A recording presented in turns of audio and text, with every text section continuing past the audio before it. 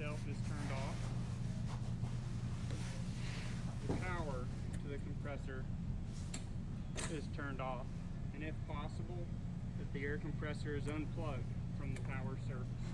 Once you feel you're sure that you've turned off the power to the compressor and disconnected any additional power sources that might operate the air compressor, you want to use your multimeter or an amp probe to check to make sure that you are sure that there is no power being delivered to the air compressor. Use your multimeter to make sure that you don't have any operational power going to the compressor system. Once you have verified this, you can move on to the next step of draining the tank or system pressure to make sure that the compressor is safe to operate. Once you verify that the air compressor is turned off and all electrical power has been disconnected from the air compressor, you want to make sure that you drain the system pressure from the tank of the compressor while you're working. Make sure that this pressure has been drained down to zero. You can check by checking your tank pressure gauge to make sure that it reads zero. You can also check by pulling the tank safety valve to also make sure that there is no pressure left in the tank. The tank safety valve is typically located somewhere near the gauge.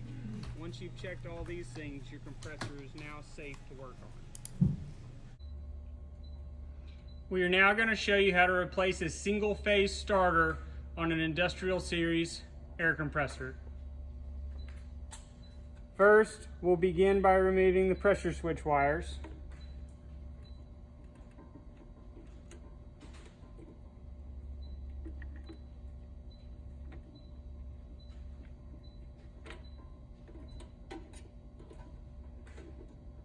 Next, we'll remove the on-off switch wires.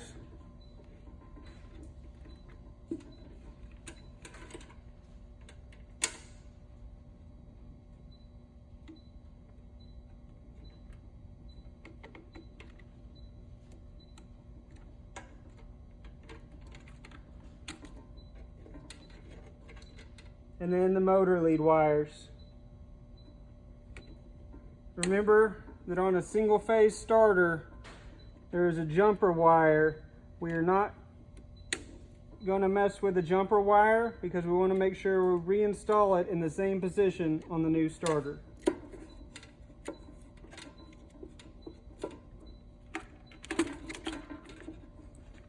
When looking at the starter on single phase, remember your jumper wire is going to go from L3 on the top to T2 on the bottom. You're never going to put a jumper wire that would go from 3 to 3, 2 to 2, or 1 to 1. The jumper wire is always going to go from a 3 to a 1 or a 2 so that we make sure that we don't create a short in the system. Now, we're going to reinstall the new starter.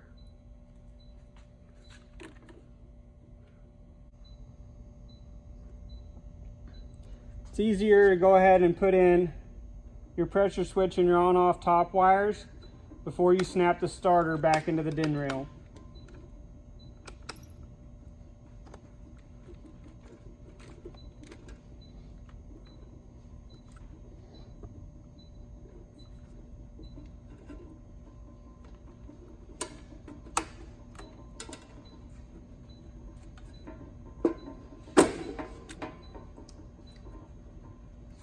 With the starter firmly secure, we're going to replace the rest of the wires back into their positions.